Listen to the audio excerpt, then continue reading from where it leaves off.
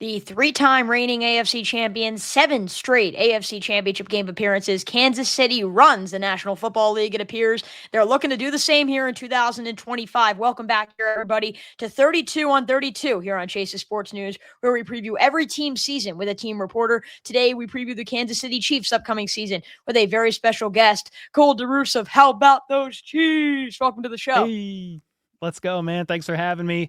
I will say it's been a wild ride for the Chiefs to be a Chiefs fan in the midst of a dynasty. But hey, it's a one-season thing at a time, and the Eagles just smoked the Chiefs in the Super Bowl. So they're the defending champs, and the Chiefs got to go claim it back again. Yes, they do, and I think that is kind of going to maybe make them a little bit more hungry. Look, I'm sure they were hungry for the 3P, but now all of a sudden they're no longer the wanted, and they love to be the wanted in the National Football League. Look, we're going to break down all this. I mean, Patrick Mahomes not being QB1 anymore to most people. We're going to talk about a lot of this stuff. Real quick, though, I know you've been covering a lot of Chiefs training camp. What has stood out to you thus far from the first week or so of Chiefs training camp? Yeah, there's been a lot of exciting things. The pads have only been on for 3 days. There's been a couple injuries in the wide receiver room, and then Xavier Worthy is in concussion protocol. So you have Sky Moore with a hamstring, Hollywood Brown with an ankle, then you have Worthy in concussion protocol. So the wide receiver room has taken a hit, but there's been some fun aspects of the position battles on both sides of the ball. We could get into the weeds if you want, but it is very exciting. Still early, only 3 days in full pads with full contact allowed and all that fun stuff. But yeah, it's shaping up to be a great Chiefs team this season, as long as they can stay healthy, because all the injuries they had last year in the revolving door at left tackle. That's the question clearly for this team. Yeah. And they, in spite of all that though, last year they still made it to the Super Bowl. Right. So if you can have average injury luck this year, you addressed a couple positions of need, which maybe we'll talk about, but left tackle, and then you sign Jalen Moore in free agency. You draft Josh Simmons, and he's your starter right now. That's the biggest takeaway from training camp probably, is Josh Simmons looks the real deal. It's still early, but he looks like he has the left tackle spot, the starting left tackle spot, locked down. It's his spot to lose right now. So that's very exciting. If you could have that left tackle blindside protector, just a semi-reliable guy over there that's going to help Patrick Mahomes. And then they address the cornerback position, which I think was a bit of a weakness last year. So it's looking good. It's still early, but I'm excited about this Chiefs team heading into 2025. I think one of the things that not a lot of people pay attention to, and you just look at casual football fans sitting on their couch analyzing these quarterbacks and these teams, I think the left tackle, the importance of the blindside tackle goes maybe a little bit unnoticed because, I mean, personally, I'm a diehard Baltimore Ravens fan, and so the Chiefs have driven me crazy over the past few years. They've run the AFC, but there's no coincidence that Lamar Jackson's 2 best seasons, you can argue, in the National Football League have been with a fully healthy Ronnie Stanley. And I think that there is a lot that goes into how a quarterback plays. It's because of his blindside tackle. So if the Chiefs can have that figure out, maybe we see those statistics increase for Patrick Mahomes this year, and having him, and maybe he once again has a tremendous season. You mentioned how it's kind of been a weird ride for Chiefs fans as of late. Obviously, you've had so much success in the AFC, but it just felt like last year this team wasn't as dominant. Now, the injury bug hit them bad. They still went 15-1. They made the Super Bowl again, but they didn't feel as dominant, and then they got clobbered by Philadelphia in the Super Bowl. What overall just stood out to you? How do you believe that team played last year? Were you kind of proud of the product that was on the field, I guess? I think it was a very stressful season. You're proud of always being able to get a W, close win or not, but it's because of all the injuries, how early it happened with Rice out for the season. So your wide receiver 1, wide receiver 2, running back 1, no left tackle, CB2, and then Charles Omenihu is probably your defensive end 2 coming back off of the ACL in the second half of the season, and he still didn't look right either. The guys who did return, Jalen Watson, Isaiah Pacheco, they didn't look right either. So you're going into all this not at full steam. You trade for DeAndre Hopkins halfway through the season for wide receiver help. You sign DJ Humphries for your left tackle spot off the couch or off his ACL rehab repair, and he strains his hamstring. I think it was the first game he played as a starter for the Chiefs. So I think all in all, yeah, I could be proud, and definitely proud that they got back to the Super Bowl. You beat the Bills to get there. It wasn't like a cakewalk by any means, but those wins, you had to really grind it out. And some of that was the Patrick Mahomes factor. Sometimes it was the defense coming up clutch. And yeah, you made it work, but this year should be better, right, and I think less stressful. I think kind of stress is a good way to put it. I saw a stat by Warren Sharp, which is one of my favorite kind of Twitter like football analysts. He put, I think, if games ended in the third quarter, which obviously they didn't, the games are 4 quarters, 60 minutes. But if the games ended in the third quarter, Kansas City would have a 10-6-1 record. So it really was that fourth quarter play and those plays down the stretch. What does drive me crazy is, again, while I'm a Ravens fan, I'm a very honest analyst of the game of football. And last year going into the Super Bowl, I did pick the Chiefs to win. But when I was hearing all these doubts about Kansas City and everyone was saying, oh, yeah, it's the luck, this, that, and the other thing, I always say luck is when opportunity meets preparation. And so with luck, I think that it wasn't as much luck. They put themselves in a position to beat Baltimore when the toe hit, when Isaiah Likely's toe was just out of bounds. They put themselves in a position when the kick against the Chargers hit the upright and went in. So I feel like all of these different things, a lot of people say luck, they put themselves in that position. And so I think that it was actually very impressive on Kansas City's part and on Patrick Mahomes' part that with all their injuries and with the way that roster was constructed, that they were still able to go 15-1 when their starters were actually in the game. It was marvelous. I think the conversation of the offseason has been Patrick Mahomes is no longer the QB1. Many people have him fourth now behind Allen and Lamar, who haven't made a Super Bowl, and Joe Burrow, who didn't even make the playoffs last year. Reiterate to the audience, because I know where you stand on this, why you believe Pat Mahomes is QB1. Yeah, well, first off, it is much respect to all three of the other guys you just mentioned. I'd probably have all four of those guys in the elite tier. Some of it's semantics that you're debating. If you're just stat watching, yes, Mahomes has had a couple of down years where Jamar Chase had Joe Burrow, thanks to, in part to the Triple Crown winner Jamar Chase having T. Higgins. Like, he had a borderline MVP season last year. It was just the defense was pretty awful, and you're not going to get an MVP award with your team not making the playoffs. But I would still put Patrick Mahomes at QB1 if you're looking at some of the advanced metrics. His EPA per play on third downs, second half, in the fourth quarter, those game-winning drives. If you got to have the W, if you got to have the win, nobody's had more game-winning drives in the NFL since Mahomes became a starter than Patrick Mahomes. Number two since that time would be Tom Brady. So if you just have the game on the line, fourth quarter, that's when you're saying, okay, what quarterback am I going to have? Who am I going to pick? It's the playoffs, fourth quarter. They're down by one score. You're probably picking Patrick Mahomes. And I think that's where some of the separator in this conversation takes place. When you're looking at what Mahomes has done in the playoffs, Josh Allen is great, 0-4 against the Chiefs in his playoff career, which has been tough.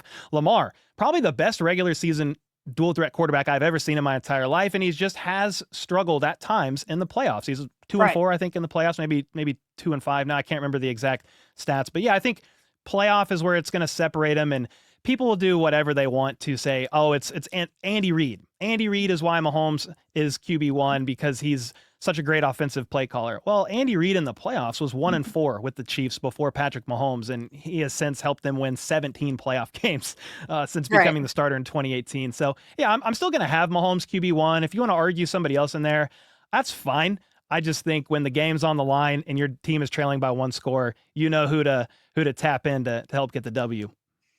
I also view Pat Mahomes as the QB1. And to me, it is, frankly, I think ridiculous for people to say that a guy like Lamar Jackson or Josh Allen or Joe Burrow can overtake him in that area. You mentioned Joe Burrow, right, not having the defense. I think I saw a stat yesterday. In his career, Joe Burrow is 2-16 when his team allows 30 or more points, while the other three are like 500. So you could also argue that maybe he's not stepping up when the defense is having its faults. And again, still an incredible season. But when you also just analyze the game a little bit, I mean, look, Allen and Lamar, it's so fascinating that somehow these guys are ranking ahead of Mahomes when Mahomes has beaten the three of them in 3 consecutive AFC championship games. So I don't know. To me, I feel like a lot of people say, yes, it's not just wins. Wins are not a quarterback stat. If not Brock Purdy, Jalen Hurts, these guys would rank among the best in the league over the past few years. So yes, wins are not a quarterback stat. But to me, when you are the reason why your team is winning, then yes, wins do become a quarterback stat. And it's not like Patrick Mahomes is in a system that is thriving. He is the system. And so when you're running a system and running an offense well that continues to make the Super Bowl season after season, to me, that's why I have Pat Mahomes as the QB1. How would you rank kind of your order of those four quarterbacks? Because it feels like there's a big drop off after 4, and then that's where all the list gets funky. Some people have Stafford, Hurts, Daniels, whatever. How would you rank just the top 4? I'd probably go Mahomes, Allen, Lamar, and Burrow. That's where I would go.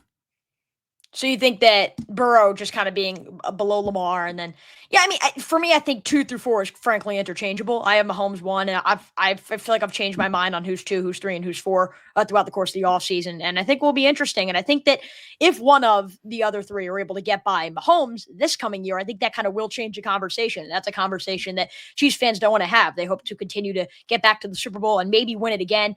This offseason was kind of a wild one, for Kansas City. You lost a few guys, Joe Tooney, Justin Reid, D-Hop, as you mentioned, Derek Nottie. But they also re-signed some guys as well. I thought they had a solid draft. Overall, what were your main takeaways from Kansas City's offseason? Yeah, I think I mentioned a little bit of it earlier. You just look at the main areas of need, and you did address that. You got Jalen Moore in free agency, 2 years, $30 million. Yeah, he didn't have a lot of experience, but they also didn't know they were going to be able to get Josh Simmons at pick 32. Some people forget they actually traded back from 31 to 32 with the Eagles. Veach and Howie talked. Veach said, hey, are you going offense or defense? Because the Eagles wanted to move up one. They said defense. Traded back, got Josh Simmons. So that's a big area of need you addressed. You kept some guys around. You got Nick Bolton locked up long-term at the linebacker spot. You franchise tagged Trey Smith, got a long-term deal done with him, highest paid guard in football. And then you're hoping to maybe get something done with Trent McDuffie. But yeah, I think they did a lot to retain most of their key guys. Letting Justin Reid go is the one that some Chiefs fans are like, I wish we could have found a way to keep him, because that 3-year deal he did with the Saints was pretty doable. That just must mean a couple things. You're very high on Jaden Hicks, who they drafted a couple years ago in the 4th round, arguably the best safety of that draft. And he has shown some really good flashes, and I'm pretty excited about that as well. But the left tackle spot, the cornerback room, if Christian Fulton can just get healthy, we just found this out this past week, he had a off-season knee cleanup procedure done in the spring. And he's a guy that they signed on a 2-year, I think $20 million deal. If he can get right, you strengthen your outside corners with Fulton, McDuffie, and Jalen Watson. But then McDuffie, where he's first-team All-Pro in the slot, he can kick inside a little bit more often to help out what I think was a weakness of the defense last year, the middle of the field. Yeah, I mean, I think overall this Kansas City defense is set up really well. Obviously, Chris Jones still the anchor, Steve Spagnuolo, one of the best defensive coordinators in the NFL. We're going to get to the defense. I feel like we have to have the Travis Kelce conversation, and it felt like he quickly went from the league's best tight end, dating the pop superstar, to now I feel like one of the league's more hated. I feel like maybe he's a little underappreciated at this point. Obviously, he's not what he used to be, but what do you believe he could still provide here at age 35? Yeah, 36 in October, and we'll just state the obvious. When you're winning all these games or making it back to all the conference championships, 5 Super Bowls in 6 years, all that stuff, you're just hated, and people find a way to hate on greatness. We did it. I did it to the Patriots when they kept winning for years and years with Brady and them. You find a way to discredit greatness. And so I just think that's a little bit of where the Chiefs are, whether it's Mahomes or Kelce. Yeah, at 35 years old, I don't know that he's tight end 1 in the NFL, but I think he's one of the most clutch tight ends to have on your roster on gotta have it downs, 3rd down, red zone. And then it's not even when he's making plays, it's even at that age, the attention he's drawing from opposing defenses to help open up other people, which is what you would argue the same with Chris Jones. He's the most double-team defensive tackle in football. But with that being said, yeah, sure, the Kelce stuff, it comes with some hate and stuff like that, but he is still top 5, top 3 sometimes in most tight end metrics, when the average age of a tight end in the NFL is about 27 years old. He's 35, soon to be 36, lost a little bit of weight this offseason, and right now at training camp, this dude is flying all around. He's looking great. Andy Reid said, yeah, they're holding him back a little bit, but he looks like he's 20 years old again out there, which is kind of a fun thing to hear about if you're a Chiefs fan. I think you mentioned the downs, and that's value. I think just that postseason experience and frankly connection. Like you put Travis Kelce on any other roster in the NFL, does he do what he does with Kansas City? I just think him and Patrick Mahomes are probably the best receiver, like pass catcher or quarterback combination because of their chemistry, because of the experience in the postseason. We're going to the schedule in a minute, but I do want to talk about the defense. As you mentioned, Chris Jones is still there, George Karlaftis, Nick Bolton, probably the best TC in the league. How are you feeling about the defense coming here? Yeah, heck yeah.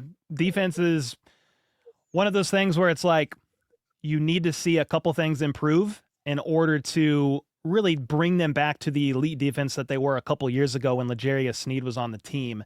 And I think a couple of those aspects last year was just injury related. You did trade Sneed away, and then Jalen Watson broke his ankle. So that really affected the ability to be sticky in coverage. A lot of quarterbacks were kind of just throwing, I call them F-it balls, just whatever balls to anybody not Trent McDuffie out there in coverage because of the weakness there. So, and that also affected the pass rush's ability to get home at times.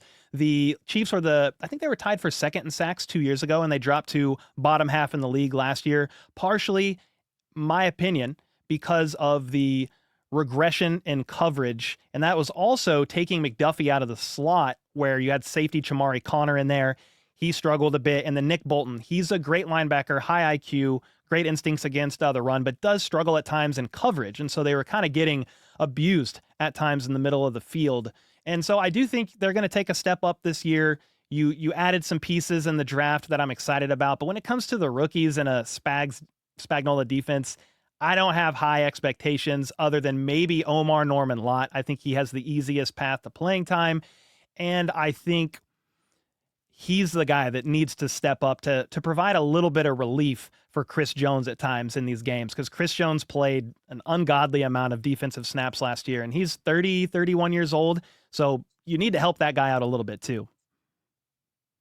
Yeah, I think that Chris Jones obviously takes up so much attention on the defensive end. I think a lot of great defensive players do that, but the elite ones are the ones that are having all that pressure on them and having all that attention on them and still produce the Aaron Donalds, the JJ Watts of the world that are some of the greatest of all time. So we'll see what happens with Chris Jones. Obviously, having the attention on him will definitely help out others on the defensive line. You just mentioned some of the concerns defensively. Offensively, you have Patrick Mahomes, but what other concerns do you have about the offense? Yeah, with concerns, the running back room is a bit of a question mark to me in this sense. How does Pacheco look after his ankle injury? Because when he came back last year, he wasn't quite right.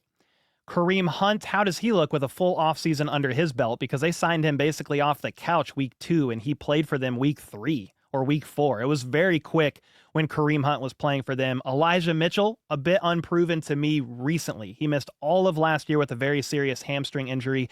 And then Brashard Smith, he's a 7th-round rookie, converted wide receiver. There's aspects of the running back room that I'm excited about, but it's still a little bit of an unknown. And it was a room last year. It was an offense last year as a whole, really, that lacked explosive plays, but the running back room was bottom 3 in the NFL. So that's one thing to watch. I'm a little bit more optimistic about that. But then I do think Rice is going to get suspended probably to start the season, roughly 4-ish games. It's going to impact the offense. There's no way around it. He was on a pretty insane trajectory the first 3 weeks of the regular season last year before injury, and has been the standout amongst standouts so far at training camp. So the hype is real with Rice, even after the season-ending knee injury. I think he's fine. So that's a little bit of a concern combined with just some of the early camp injuries in the wide receiver room is how can they absorb the loss of Rice? That room is strong. I like it. Worthy, Royals, you drafted him. They might sprinkle him in. You have Hollywood. Juju's looking really good. But when you lose Rice, how can you absorb that? And then can you stay healthy through camp and preseason into the regular season? Yeah, and I think Patrick Mahomes, I think Xavier Worthy will kind of blossom as the number 1 target in Rice's absence, because I think he has kind of all the tools needed. And I think going into year 2 will be even better than he was last season. We do this for every team. We preview their season for it. Let's take a quick look at the schedule. I predict the schedule early on, and I am really high on this Kansas City team this year. I think that all of a sudden those stats that a lot of people are pointing to about why maybe Patrick Mahomes isn't that guy anymore, I think he's going to go kind of lead back on that MVP side of him. I think he's going to have a monster season. And I have this team, even with the really tough schedule, being undefeated at the Week 10 bye. Overall, what stands out to you from the schedule and my projection? Well, I like the first 9 weeks heading into the bye because I think that's probably the toughest stretch. Yeah. You've got the Chargers in Brazil. The Eagles are the reigning champs. The Ravens, obviously. The Lions, Commanders, the Bills, the Raiders. Like the whole AFC West did get better as well. So that is a really tough first 9 weeks of the season. That's a very optimistic view, and I like that a lot. I think the Chiefs probably win about 13 or so games. I don't necessarily know where their wins and losses are going to come. It's like the 50-50 games to me. It's Eagles, Lions, Bills. Those are always going to be 50-50. You've got to execute and fire on all cylinders in that game if you want to win. But the Broncos, I do think they lose one of those games against the Broncos. I wouldn't be surprised if they split with the Chargers either, just because those teams are getting good. And hopefully their last loss, that third loss or whatever, is week 18 against the Raiders, because they're resting all their starters again as they locked Right. up the 1 seed. I think the only thing that possibly could contribute to the Chiefs needing to play in Week 18 this year is Buffalo has such an easy path in the NFC East. I know a lot of people are high on New England, but it's like it's all kind of relying on Drake May's development. Who knows what the Jets are? And then, I mean, the Dolphins. It just feels like it's an average rest of the division at best. And so Buffalo may have like a free 5 wins there in a sense. So I think they'll be competing toe to toe with Kansas City. As Baltimore will be there, I think, in the mix as well if they do what they're projected to do. Overall, I think you mentioned it, that beginning of the schedule is really, really rough. I think if they could stay healthy in the beginning of the year, they can go to the bye week undefeated. I think it's possible. But what it just finds so fascinating. Chase, go ahead, yeah. Chase, if Rice is suspended, by the way, and they can win all those games in the first half of the season when he's gone, that's even better. Right. I think the Buffalo game is the only game where they won't be a favorite because I don't think they're going to have the Chiefs as an underdog at home at this current time. We have Patrick Mahomes and Andy Reid. So you'll have to see what happens. I think overall, I mean, it's not likely, but I do think they can go that 9-game stretch undefeated. What I also find so fascinating, though, about the schedule when I first saw it is, like, of course, this is what happens when you're making 5 out of 6 7 straight AFC championship games, is you're playing the Friday night game in Brazil in week 1. You're playing 8 standalone games, first of all, which is tied for the most in the NFL. You're playing Thanksgiving again. It's like you're playing half their schedule pretty much is a standalone. That is what comes with being one of the best teams in the National Football League on a year-to-year basis. To me, I think that Week 11 game in Denver is going to be very tough. I know Kansas City has the bye there. Having to go on the road to a well-rested, improved Broncos team, that's going to be a tough game. And I just feel like the Texans, I don't want to say that's laying an egg because the Texans are still a really solid team, a team that makes the playoffs. But I feel like in the NFL, you can't just pick chalk. You can't just pick, okay, this team's better than that team. So that's how I got to 14-3. But I will be very curious. I think you're right. If they can get through that hard part of the schedule in the beginning part of the year when Rice is suspended and you have the tough opponents, outside of that, you have the Titans in there. You have the Colts in there. What are the Cowboys at that point? The Raiders. It does get easier in the back half of the schedule. No, you're exactly right. And I think that's part of the problem with the back half of the schedule to me is playing the Broncos twice. I don't necessarily love that. I do like playing them off the bye, but just what you said, they've got a bye as well. And that's going to be a tough team to watch. Bo Nix, we'll see how he does in year 2, but their defense is incredible. And Sean Payton is he runs that organization well, and it's only getting better, and they're still not fully out from underneath the disaster left behind with the Russell Wilson contract and all the dead money. Once they get out of that and still have Bo Nix on the rookie deal, geez, man, the Broncos are going to be a problem. I like to troll around about them, but it's hard now when the AFC West just keeps getting so much better. So yeah, that back half of the season, it's any given Sunday, and Andy Reid says it every week, the parity in this league is crazier than ever. Yeah. If you mess up, if you're not firing on all cylinders, you don't win the turnover battle, you make costly errors, you have a chance of losing these games just because teams are getting so much better here in the National Football League, it seems like every single year.